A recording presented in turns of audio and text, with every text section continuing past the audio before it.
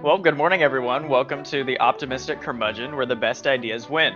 I'm your host, Ethan Delves. I'm joined by Josh Herring, your typical host for the show. We're back to Rehash Season 2. If you remember, I hosted the Rehash episode for Season 1, and I'm back to find out what has happened on the Optimistic Curmudgeon since then. Josh, welcome to the show. Hey, thanks, Ethan. I'm so glad you could come back and join me for the finale episode of season 2. It's great to see you again. Yeah, me too. Thanks for having me back. I really enjoy doing these episodes. Reminds me of the old times on What's the Res, and I love seeing what you've been up to with the Optimistic Curmudgeon. I know.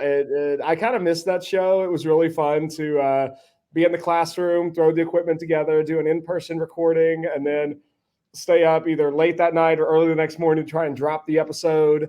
But now we're not doing that anymore. So we actually get to record these a little bit in advance and now play with live streaming, all kinds of fun stuff. But we certainly learned a lot doing it that way. That's for sure.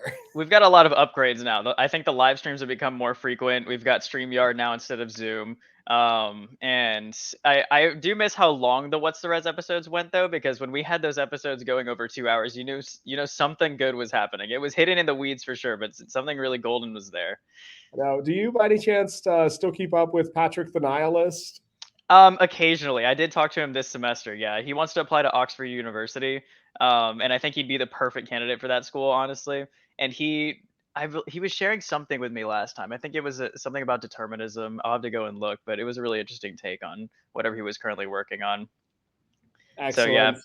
Um, so let's hear about some of the guests that you had this season. Do you have any favorite episodes, some highlights that you want to share, some episodes that you'd like to point out?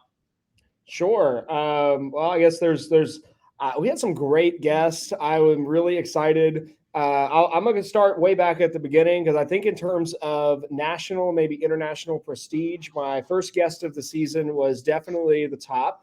I got to interview Dr. Kevin Roberts. At the time, he was with the Texas Public Policy Foundation, but by the time the episode aired, he had moved over to be president of the Heritage Foundation. So that was really exciting. I loved getting to hear from him.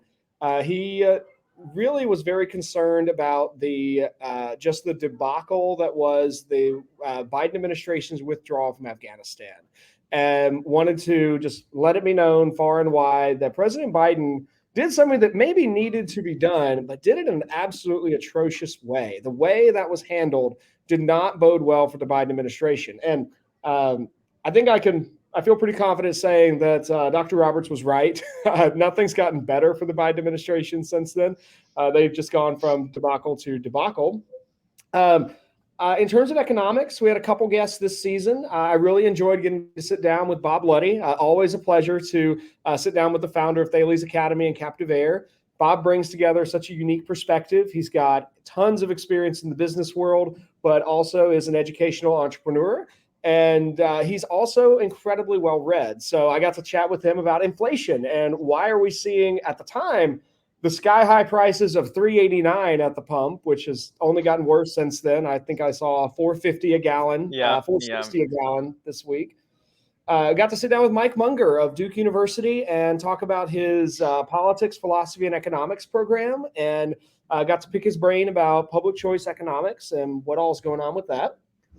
We had some great education episodes. We got to speak with Carissa Mulder. She was the co-author on a book called Race-Based Admissions, looking at some of the problems in higher ed that maybe started with the best of intentions of trying to establish equity in terms of who all gets into college.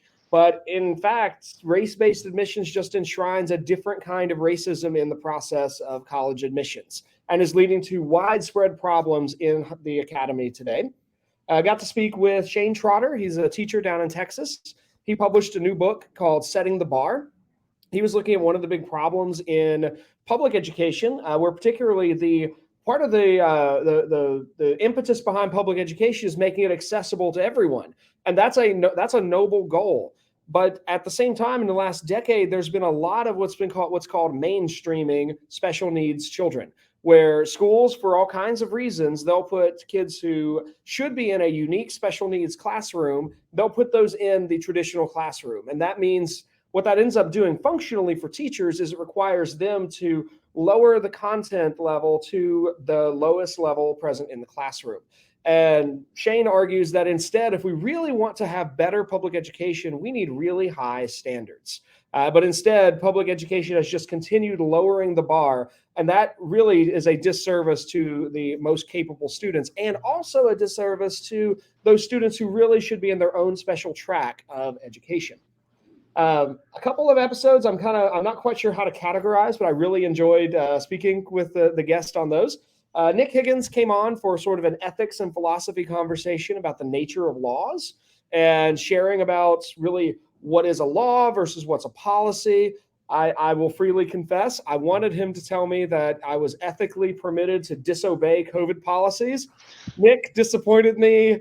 He, in fact, told me that if a law is passed by a duly constituted authority, I am, in fact, morally obligated to obey it. So Oops. there we go. It turns out I do have to obey COVID policies. Since that episode dropped, the Biden administration has actually been evaluated on whether or not their requirement for a mask to be worn on national transportation like airlines was actually constitutional. When that executive order went out, President Biden rather famously said, "I'm pretty sure this is unconstitutional, but I'll leave that for the courts to decide." For a time, that was what everyone was required to follow.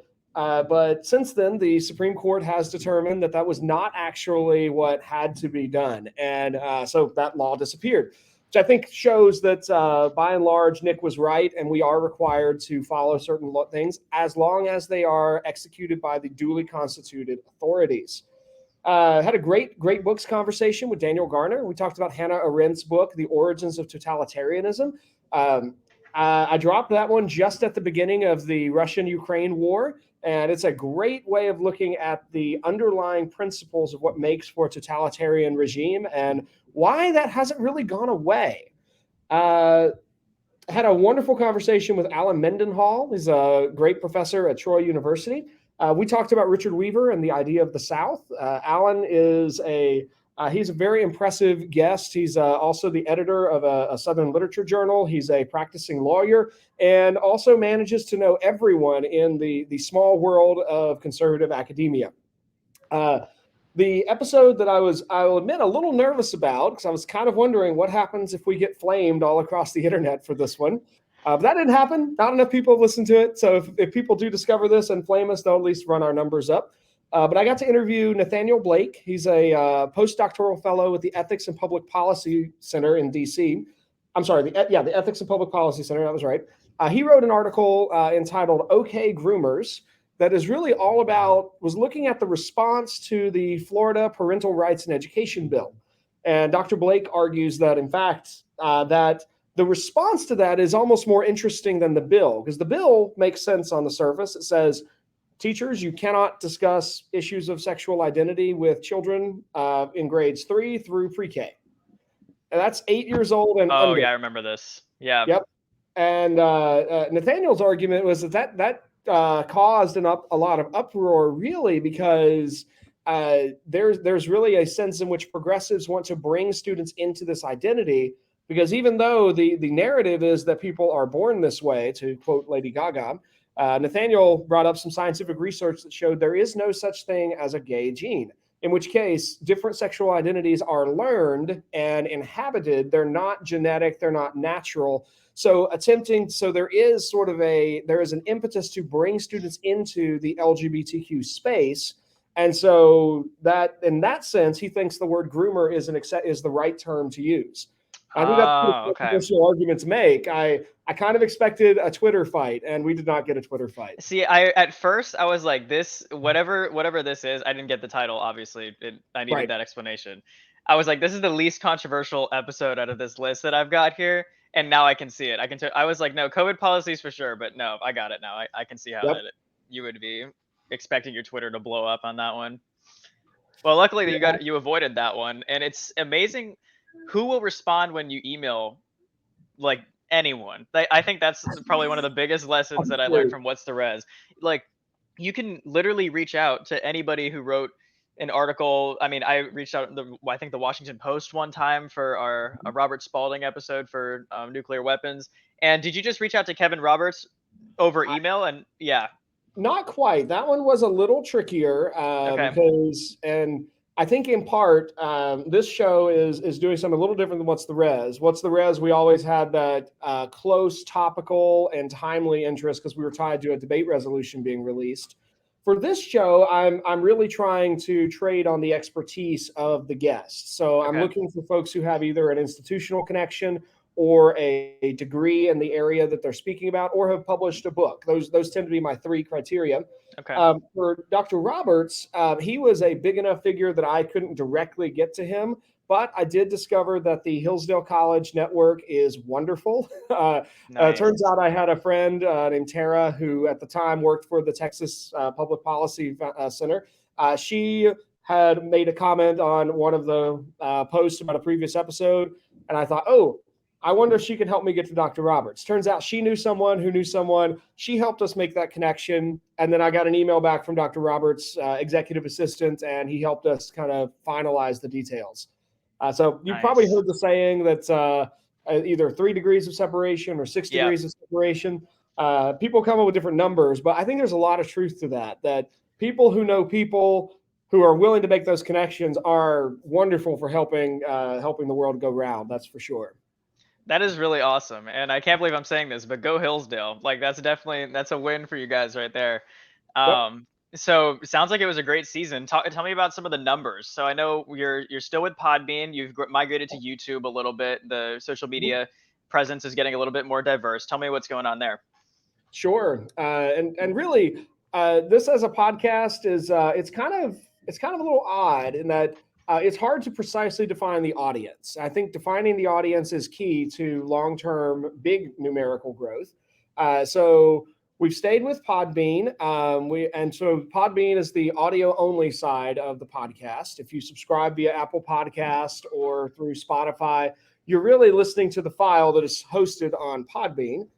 We have between 25 and 40 plays across all episodes, meaning that there's 25 to 40 people who are actively listening to just those. I suspect those are a lot of commute listeners. Those tend to come within the first 2 weeks of an episode being dropped, but they also do build over time. I have a bigger audience on YouTube. My numbers go up. This still surprises me because I think of podcasting as an audio format. But I have a lot of friends who'll tell me they really like just putting the YouTube video on in the background while they're doing chores or something. And then if there's a moment when they hear the emotional register tick in a certain direction, they want to pause the video and actually see what our faces look like. Because Yeah. I don't think this format lends itself to being very exciting video footage. I mean, obviously, there's the two of us talking. That's not really that exciting. But occasionally, perhaps people want to see if we're smiling or if we're like raising our fist or if we're angry or whatever. Um, so that one's double the size of what I've got on Podbean. Social media platforms are growing. We've got 140 followers on Twitter. I've got 290 followers on LinkedIn and 227 followers on Facebook. Those three tend to be pretty different groups. Facebook is mostly people from my personal circles. Twitter and LinkedIn are unique accounts that are not really tied to my personal account, and those are folks who are interested in the show or the issues that we're talking about.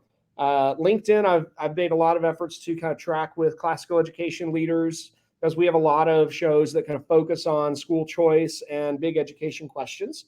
We're up to 36 subscribers on YouTube.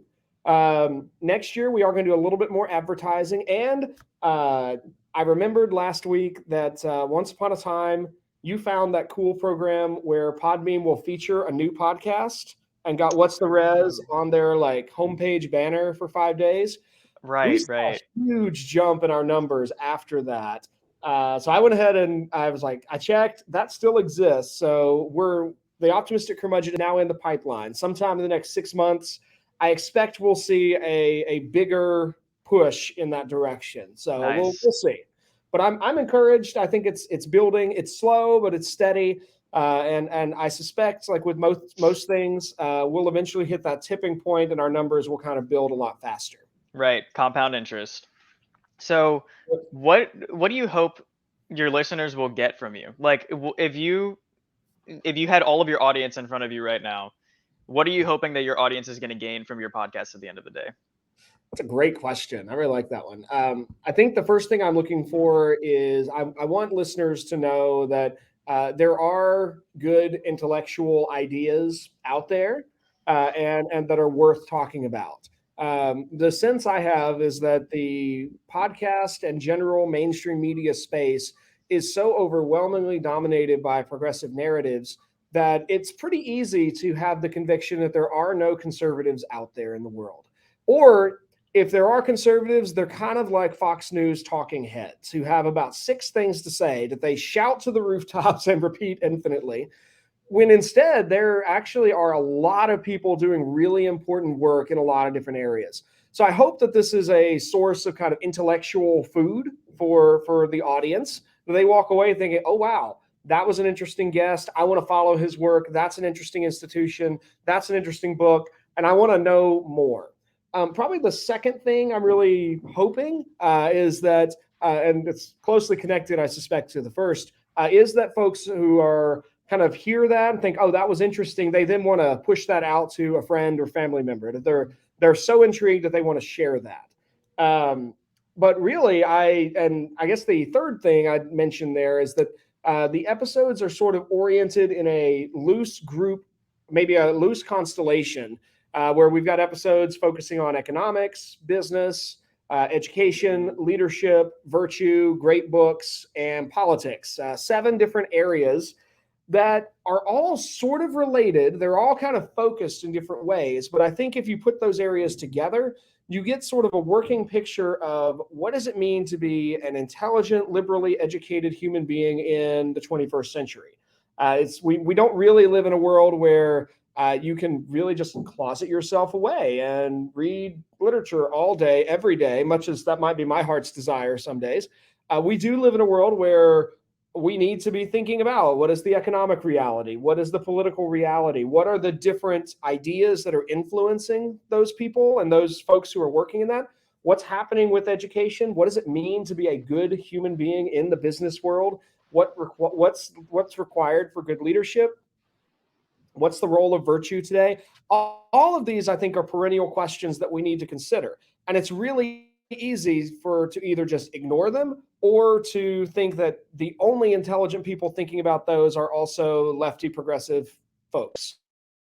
Right. And so my hope is that this show is really becomes sort of a center where the folks who are speaking in that direction are all kind of gathered together, and it becomes kind of a place you can tune in to know, that's going to be a good conversation. There's only one up this month, but it's a good conversation. I'm gonna check that one Right. out.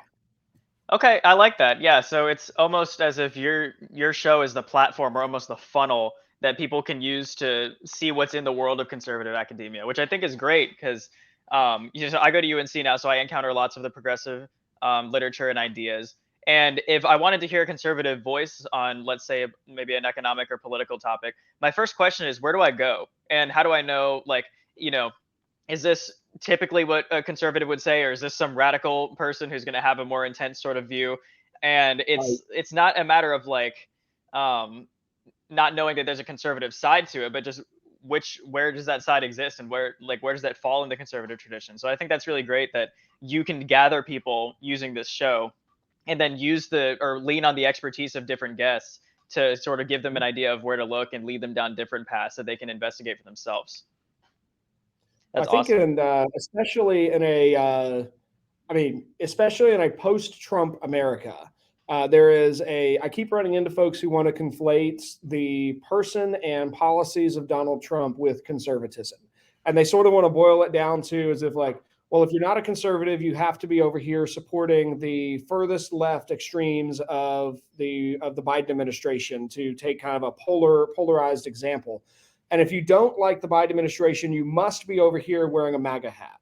I Right. think it's a vast, vast oversimplification. I think there are plenty of folks, lots of the ones I just mentioned, who all of them would have a complex relationship with the person and ideas of Donald Trump, with the notion of the Republican Party. I don't think the Republican Party is inherently that conservative. It looks like they're trying to be a little conserve something a little bit more than the Democratic Party. But if you ask of the Republican Party itself, what is the thing that you are trying to conserve and pass from one generation to another? You're going to get a lot of different answers. And I think it matters that we be able to see that conservatism is not monolithic. it itself is its own spectrum. It's got a lot of people claiming the term for various reasons. But I think in the 1950s, really, Russell Kirk made a splash in the academic world by being the first person in roughly a generation to be simultaneously a very intelligent, academically inclined person and honestly claim the conservative label. Hmm. And it sort of made this splash like, oh, there is an intellectual conservatism. That is a thing that exists. His book, The Conservative Mind, really created that splash in the 1950s. That's kind of fallen away in later decades, except in small pockets that tend to form pretty insular bubbles. I would call Hillsdale College one of those bubbles. There tends to be a lot of internal conversations. If you're inside the bubble, it's very easy to feel like everyone is conservative. But if you're in the wider world, which my career has taken me more towards the wider world than into that bubble, I think your college choice, instead Yep. of I was about to doing say. what I wanted you to do and go to Hillsdale, you did what you probably ought to have done and went to Chapel Hill instead. You're seeing that wider world where it's like, wait a minute, it seems like a lot more people are shouting, burn it all down and build something new from the ashes, instead of there is value here that we need to cherish and conserve from generation to generation. Oh So I, yeah, yeah. yeah. So I was, yeah, the college decision was on my mind when you were saying that, because I suppose if I had, this is the reality. I went to Thales and then I was like, okay, this isn't the most bubbles that bubbles can get, but I have It's a to bubble. see what else is out there, you know? And Yep. I need to test whether or not I can hold my ground or investigate what I want to hold on to and what I want to add to. And that's what UNC did. And vice versa. If I went to a school in earlier education that was more like UNC and then went to somewhere like Hillsdale, I'm sure, or at least I hope, that I would be on the same mission. Um, but you'd be surprised at how, like, in most arguments or most conversations that I get into that are politically or economically oriented, um, I'll kind of take on that attitude. It's sort of like a skeptical attitude, not so much of like an angry side or anything like that. And what people, that recognition that some type of value exists in the status quo, or in, I guess, the previous status quo, if something has already been changed, sort of rubs off on people a little bit. And if you get into that mindset of like, there's good intentions here, but something's going wrong, some people will actually kind of float to your side and like dim down a little bit and not be so heated. It's like I wouldn't even say it's a rare occurrence. It definitely does happen sometimes. But UNC has definitely changed my perspective on some things. Although I will admit that my efforts have been very philosophically focused and not so much economically and politically focused, so that I'm very, like, I was, I guess, unable to speak on those things right now, and I've been very concerned with learning how to write better essays and think better. So that's where my pursuits have been right now. But I think that, um, kind of just to wrap it back to your purpose for the show as a whole, is giving people that other element of that is a sort of quieter in Mhm. this day and age to interact with when one side sort of gets too large. You need both. Yeah, I think that's right, and that's part of one of the reasons I really like bringing on.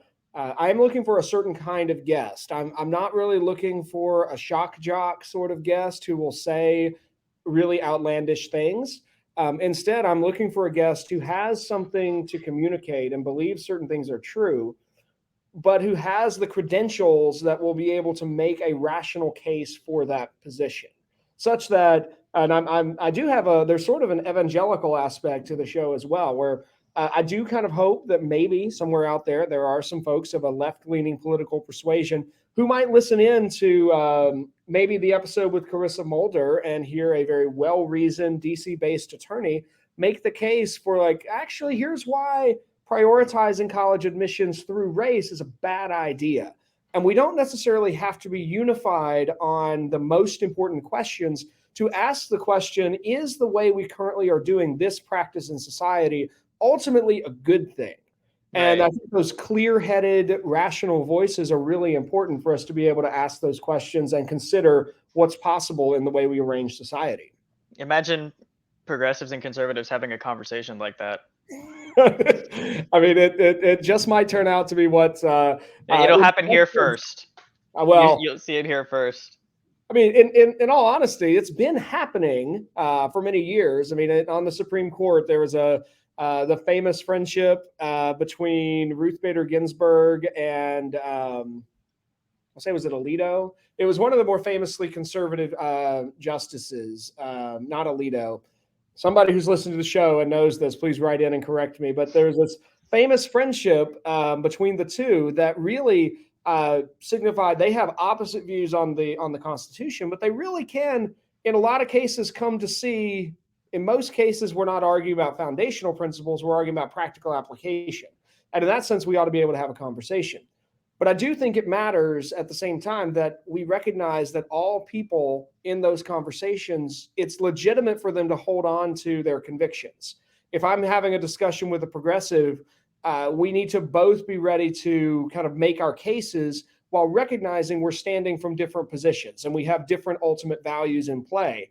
And we should be able to appreciate each other's positions without asking each other to necessarily surrender, while also recognizing that both parties may be making truth claims that do mean we are making opposite claims about reality, and one is right and one is wrong in that circumstance. So it's not as simple as we all ought to just get along. I don't want to flatten the distinctions between different political views in that way, but I do think it matters that we be able to hear strong voices that are articulating a side that currently is not well represented in the marketplace of ideas. Let's talk about how this message is getting out, not only in terms of sort of the social media presence, but what are we doing on StreamYard here? What Yep. happened to Zoom? Well, I don't really know what happened to Zoom, except that I went to edit my next episode, and I had 5 episodes recorded ahead of time, and Zoom converted them from MP3 and MP4 files to something called a .conf file, which was a text file that listed the name of the MP3 and MP4 files. So I can see in the text file what is supposed to be there, but they were gone. So I was just I was a bit bummed because I was very excited about, I had an episode with Dr. Mike Young about one of my favorite philosophers, Hans Gadamer. That was gone. I had an episode with Jenna Robinson about adjunct professors in the academy. That was gone. An episode with a guy named Matt Slaybach, who's a professor at Denison University, about the idea of progress and whether or not progress is really good. That episode is gone. I had an episode with George Leaf at the James Martin Center about his new novel, The Awakening of Jennifer Van Arsdale. That one's also gone. So I'm rescheduling, I'm re-recording. You'll see a lot of those episodes in season 3, but it definitely kind of curtailed. It meant I quickly emailed. I did the episode with Nathaniel Blake was a re-recording, which turned out, I think, better than the original. Okay, good. That's always nice when that happens. Yeah, but it just, I was pretty frustrated with Zoom. And right about that time, I was listening to the Aaron Renn show. And if in some reason, because when I tag him on Twitter, if he happens to listen to the show, thank you, Aaron, for sharing about your podcasting methods, because I really enjoyed the Aaron Renn show. He's got great cultural analysis. But he opened his show talking about streaming this over StreamYard. And I was very intrigued because the files live in the cloud, and then you can pull them down for editing, but they do live in the cloud. And then you can live stream them to different locations, which I thought, oh, that'd be an interesting way to build the audience, build engagements, that kind of thing. And I have some guests who would be comfortable with live streaming. So that would be really cool if their audience could also join in to some degree for the episode. And I gave it a try. The episode with Nathaniel Blake was the first one. I used StreamYard's free method. I'm now past my free trial and decided it went well enough that we're actually going with a paid method for this one. So it's I think it's been a good change, but Zoom is done for the show. I'm going to use StreamYard until either I find something better or it doesn't work. See, I was happy to see that we're using StreamYard because I was today years old when I found out that Gary Vee also uses StreamYard. And love Gary Vee, huge inspiration. So if he's on the StreamYard bandwagon, I'm glad to hop on as well. All right, so I'll be sure to also tag Gary Vee, and I'll just he's on the homepage, so it was really hard to miss. So besides re-recordings, what's going to make it into season 3?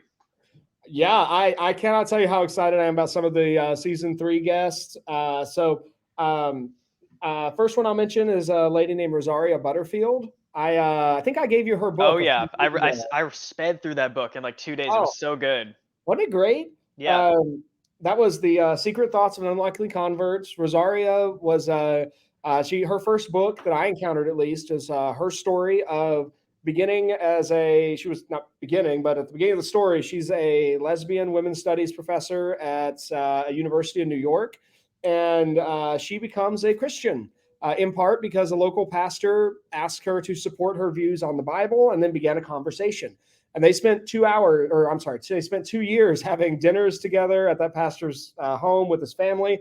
And she eventually became a Christian, and she describes that as really a train wreck. She's gone on to write 2 other books and is really becoming a voice in Christian theological circles, trying to help churches navigate a lot of questions about homosexuality, transgender, and from a position of strong, educated Christian orthodoxy, but also from somebody who kind of spent several years inside that world, inside that community, and has an immense compassion and calling towards hospitality. So I'm really looking forward to that conversation. That's going to be great. We've got one that's a possibility. This one's not confirmed yet, but this was a person I reached out to over Twitter, and she said yes if the timing works out. Her name is Kathleen Hayes. She's working on a PhD at a university in London. She wrote a really interesting article about anti-Semitism and the left. It's published in a journal called Fathom. But in her essay, she explains that she was herself a member of the Communist Party from 1989 to about 2004. Which I think is an absolutely fascinating time to be a member of the Communist Party. She was part of just radical politics, looking to embrace the revolution and bring all this change. But part of her journey out of that was discovering that in the midst of this destroy everything and build a new world was buried a movement towards anti-Semitism and really racial prejudice against people of Jewish descent. And so I think part of what I'm hoping to discuss with her is kind of her journey compared to Whitaker Chambers' story in the essay he wrote called "A Letter to My Children," where he talks about this awakening of realizing that he'd been in this world of communist extremism, that he just didn't see all the horrible things that he was a part of. But suddenly one day he heard the screams, he saw the horrors, and it changed everything. Let's see. I've got an author named I think I have his book in my bag still. Do I? Yes, I do. We'll do a visual plug. So I'm going to be interviewing this guy, Jeremy Adams. He wrote a book called Hollowed Out, A Warning About America's Next Generation. We're going to have a discussion about typical education programs and public schools and curriculum. Jeremy is an award-winning teacher out in public schools in California, but has a really strong grasp on classical liberalism and why traditional public education needs really strong curricular expectations for the good of their students. So I think that will be a fascinating conversation. And one more I know about that's coming up. I hope it might be this season or it might be season 4. I'm really excited to interview my friend Winston Brady. He's our Dean of Academics for Thales Academy and also the director of Thales Press. He just received confirmation that a poem that he's been working on for many, many years, at least a decade, is in line to be published. So he wrote an updated edition of the Inferno, and where he takes kind of modern figures, kind of Dante's classic, takes some old figures, takes some contemporaries, put them in different levels of hell to illustrate an idea. Oh, that's fun. Winston did that with updated folks, and just as a teaser for anyone who's intrigued, Virgil is replaced by Ernest Hemingway. Wow. Winston loves Hemingway, and yeah. So if that's cool. published, once that's published and out and set, I'll have him on the show. I've also got a possible lead on a real estate mogul up in Virginia and a nutritionist with a lot of opinions about the way we've set up big food in America with kind of wrong incentives that might be causing problems. There's a lot of exciting stuff going on. So I'm really excited about it. Now, before we kind of go on, Ethan, I was hoping, I know you mentioned a lot of stuff about the Hertog Foundation and some of the stuff you're doing. Could you tell us a bit about Hertog and what they are and what's happening with that? I know it's kind of to break quickly from the show, but I want to make sure we work that into today's conversation. Yeah. So the Hertog Foundation is based out of DC. They remind me a lot of the Coolidge Foundation that we've worked with a lot Mm. in the past with speech and debate.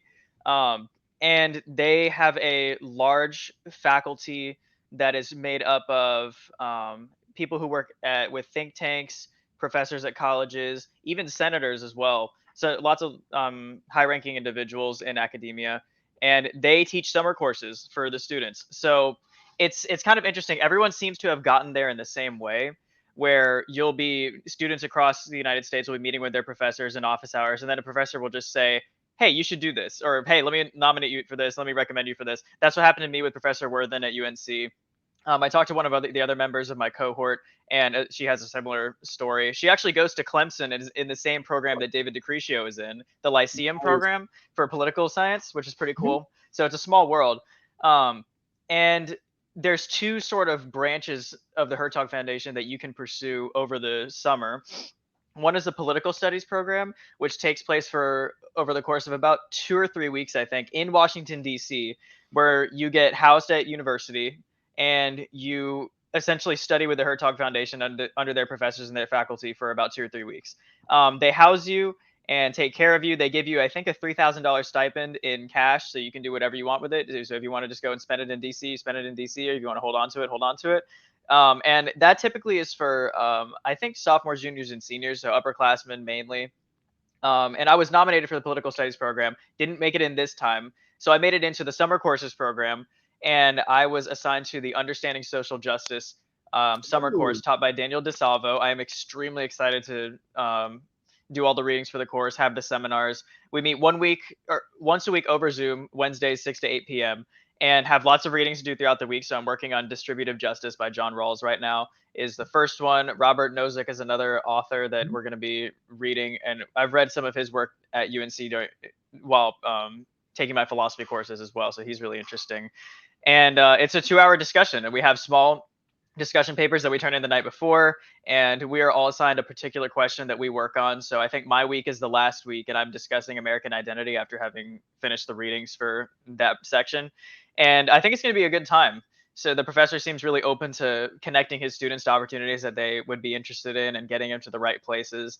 And the group that I've met so far, we just did a little icebreaker over this thing. What was this? It was called Twine online. Is a sort of like an icebreaker software. Like you just meet with someone random every 30 or every 2 minutes type of thing. Okay. So yeah, the readings are great. The people seem really awesome. It's they're similar to a lot of the Coolidge people. Have a lot of similar interests that I do. Um, Lots of sort of philosophy-esque majors, PPE sort of thing. And yeah, I think it's going to be a good time. I'm really interested in the readings, and I think some good conversations are going to happen. Oh, fantastic. I'm there's a it's a small world of really interesting think tanks that have a lot of opportunities. So I'm glad to hear that you've had been able to take advantage of those. That's great.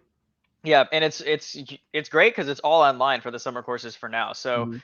that gave me a lot of flexibility, knowing that I'll be going to Denver in July, and I'll still be able to call in and Yep. do the coursework with the political studies program. That one I do have an application, so I can. It's since I'm a member of the summer courses program, I can automatically have the opportunity to apply for the political studies program next summer. Um, since that one's in DC, that would interfere with things like internships, study Mhm. abroad, things of that nature. So that one's a little harder to plan for if it's something that you'd want to do. But the summer courses are great. They're versatile. You can log in over Zoom, do the readings, participate, and keep up with the class from anywhere. So I'm really excited for that. Oh, fantastic. So let's talk about you personally for a moment. Now that we've covered my stuff, what are you excited about in the coming year? Oh my goodness, there's a lot. I think one thing I'm excited about. The first thing I'll mention is a shift in job title. I've been spending this current year as an assistant administrator. I've learned a lot about school administration and school leadership, and at least a decent amount about my own gift set. I think I have the capability to be in an operations role, which is what I'm currently in. But I'm very excited about next year to be less on the operations side and more on the academic side. I'll be Dean of Classical Education. And as Dean of Classical Education, my job is going to focus a lot more on teacher coaching and curriculum formation. So I'm tasked with writing a couple of textbooks next year. I'll be working very closely with the Thales Press project. which brings me to my second thing. As a slight change for this podcast, we have, as part of this show is not really aimed directly at the parents of Thales Academy students. It is a project of Thales Academy in the sense that it's under the very broad umbrella. But we are officially going to be, all of the intro and outro logos next year, or labels next year, will mention that we are a project of Thales Press, with information about how people can find and follow new developments with Thales Press. Thales Press is the brainchild of Mr. Winston Brady, and he has a vision for an in-house curriculum production company that is working to radically serve the needs of Thales Academy. And in doing that, we can also create resources that are usable for the huge world of the classical renewal movement. So we're going to try to produce a lot of materials and resources that are usable for our needs, but we think also work for a lot of other needs as well. And this podcast will be part of that family. I'm also really excited to share that next year we will have probably an uptick in quality of the show in terms of video editing, which I am terrible at. If any of you are watching now on YouTube, you may notice that there has been very little editing done to this file. There was probably a soundtrack added to the beginning and the end, and that was about it. Next year, we'll have Madison Kay as our audio engineer and video editor. Madison is a student at Thales Academy Apex. She's been part of our Titan Talk video production club. They do a weekly news show that's shared. They have a junior high and high school edition that's shared every Friday. And Madison came asking if there was more she could do, and I was like, "Whoa, hey, let's see if we can make this work." So she's going to be the one who makes our sound come out better and our videos come out cleaner. There's a lot of other stuff, but I'll just lastly share that next year I will be working furiously to get the dissertation finished. This summer I am doing a class also on justice, Nice. not particularly social justice, but I'm sure that'll be included as part of this interdisciplinary studies course on justice. And that's the last class I have before I will be in dissertation stage. So Lord willing, I will defend and graduate in May of 2023 and finally be done with formal education stuff. But I think the piece that I'm most excited, even at least as much as the dissertation, is getting to work on these two textbook projects next year. Because about 10 years ago, I started teaching for Thales Academy, and I was very frustrated at the lack of resources that we had then. I came to my boss and suggested, hey, what would be really great is if you would pay me to actually write some better history textbooks. And that was 10 years ago.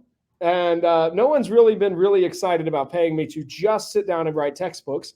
But in the coming year, I do have listed as part of my job description producing 2 history textbooks. I'll be working on a 10th grade textbook that focuses on Rome all the way up through medieval Europe, and then an 11th grade textbook that picks up with the Renaissance and follows European history all the way up to the present.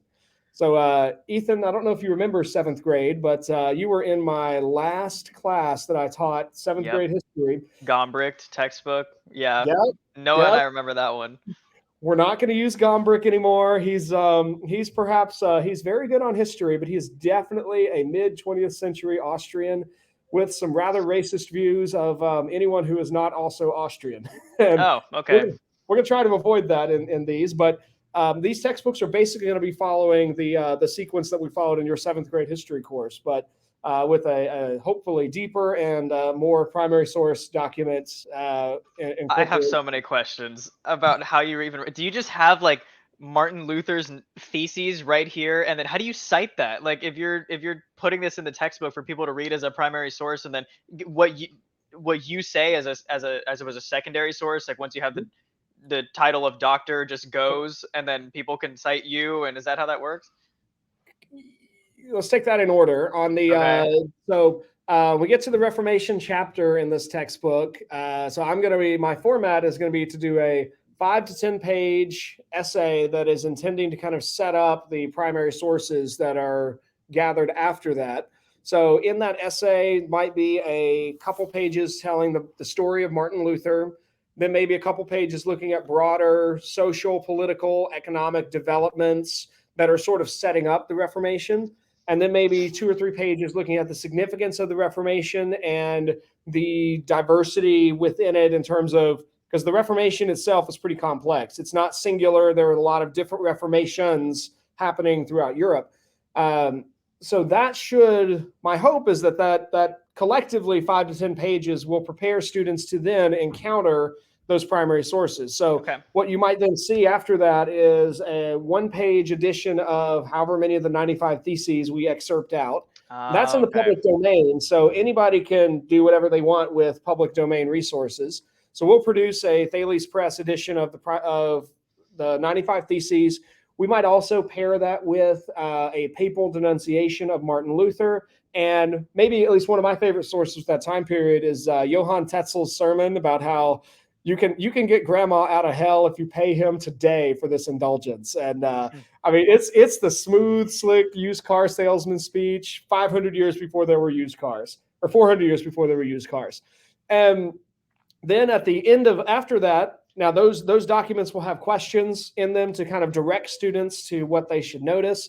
And then at the end of it, they'll have there'll be sort of particular assignments that teachers can decide to either assign those or ignore them or use those as models for slightly different assignments they may want to run. Okay. So the goal of this is that because it's the kind of thing that someone who has taught that class for 5 years doesn't really need. They know all of that. They have all that figured out. My goal is to have something that a brand new teacher who has a history degree and has studied the time period but has never taught it before has something they can tell students, okay, class, Monday night you need to read pages 1 through 4. On Tuesday in class, we're going to look at primary source 1. And then Wednesday in class, you're going to do assignment 1 that's based on primary source 1 that's key to the first 4 pages of the reading. Oh, And then there you on go. Thursday, we're going to come in and or on Friday, we're going to come in and we're going to do a quiz over those first 4 pages in the primary source. Something like that as kind of a standard way that it gives a teacher a lot of pieces that they can use. Otherwise, It's very reading everything. canvassable. Yeah. Indeed. Yeah. Very That is canvassable, very built according to the Thales structure and 9 weeks on for a quarter kind of approach, and designed with our systems in mind, but also adaptable to, I think, a lot of other schools that are looking for high quality resources at an affordable price, which I think we can deliver. that is awesome. And I don't know. I've had the privilege of watching your progression through academia for not for the whole time, obviously, but for since seventh grade, I guess. And of course, I didn't really understand what that even looked like in seventh grade. You were just sort of my history teacher and then the debate coach, and doing all of these things in the background, master's, PhD, all those sorts of things. But look at how far you've come. 2 podcasts, you're writing textbooks for Thales now, a dream maybe 7 to 10 years ago, but now you're going to have a 10th grade and 11th grade textbook.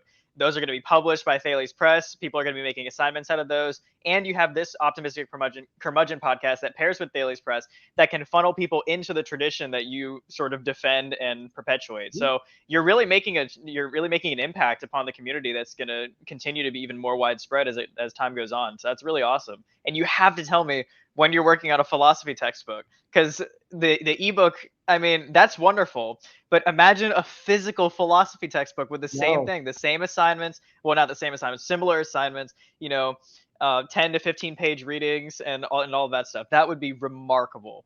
that's probably a couple of years out because we're looking at eventually the goal is to have the same approach across not look exactly like the history book, but a same approach in terms of producing our own curriculum across all the avenues that we teach in.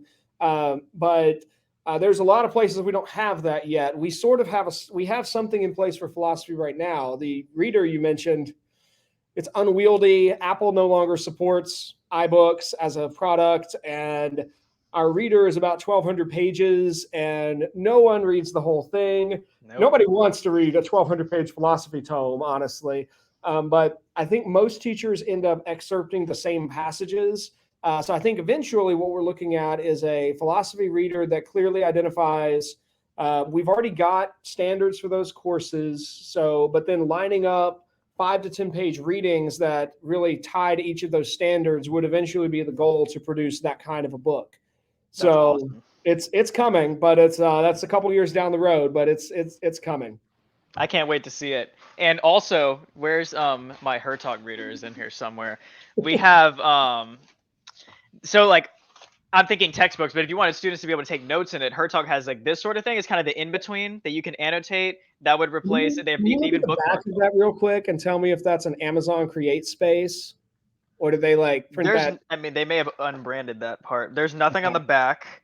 It Okay. just says Her Talk Foundation course reader. Look, yeah, I don't know. Maybe there's no Amazon anything on there, but Because part of what we're going for with Thales Press is free digital download for all oh products yeah, that we produce, but then also having a pretty it's relatively seamless. I say that because it's still hypothetical right now. We're hoping to be able to make it at the click of a button. Parents can go onto the website. They can order a paper copy that is produced at cost. Thales Press is not making any profit on that. It does cost about $4 for Amazon Create Space to produce a textbook. But okay, we're talking about a textbook that would be sold in a standard traditional method for about 50 to $100 if we're yeah. talking something really big. So, You're gonna need a website. Like, and I'm telling you, this is just gonna be my predict the future moment. Your website, you are going to need a site. It's going to have to be joshherring.org or joshherring.com. I'm just calling it right now. And in 4 years, you can tell me whatever you want to. But in 4 years, you will see. Max, you're going to need a website. It's going to have a drop down menu, and it's going to have your reading list there, so that all of your listeners for the Optimistic Curmudgeon can know what books got you to the point where you are now, what books are sort of at the backdrop of all of the conversations that you're having on the podcast to sort of supplement the funnel that you've created. And it's going to have your articles and textbooks and all these your little portfolio, kind of like Jared Rhodes has with the I Coolidge was just Foundation. saying He has Jared Rhodes. there's Yeah, a lot of folks that do that. I've tried at various points, but so far it's not been worth keeping up with. But I appreciate the prediction. yeah, That's we'll see. I will see. I'm gonna call it right now. I think in 3 to 4 years you're gonna have your website, and I will be on that reading list for sure because people want to know like what you have, like the thinkers and ideas that are sort of in the background of all the discussions that you're having, but having all of the books right there would be even better. oh man. Well, future Lots projects of good things coming. for now, wrapping up season 2 of the Optimistic Curmudgeon and enjoying summer break is a great goal. I don't know that I'm looking for that yet, but maybe in a few years, that kind of a website would be a good idea. Lots of good things coming. And thank you for to everyone for listening to another episode of the Optimistic Curmudgeon. My guest this episode was Josh Herring, and my name is Ethan Delves. Thanks for having me as the host. If you like this episode, please leave us a 5-star review and share it with your friends. And until next time, seek the good, discover the true, and love the beautiful. You've been listening to another conversation on the Optimistic Curmudgeon. If you like what you've heard today, please leave us a 5-star review on your favorite podcasting platform. If you want to get in touch with us, you can email us at optimisticcurmudgeon2021@gmail.com. You can find us on all major social media sites. I'll list 3. We're on Twitter at OptimisticC3, on Instagram at OptimisticCurmudgeon2021, and Facebook at facebook.com/the-optimistic-curmudgeon. You can find our show notes, guest bios, and all episodes stored on our website, optimisticcurmudgeon.org. Until next time, seek the good, love the true, and pursue the beautiful.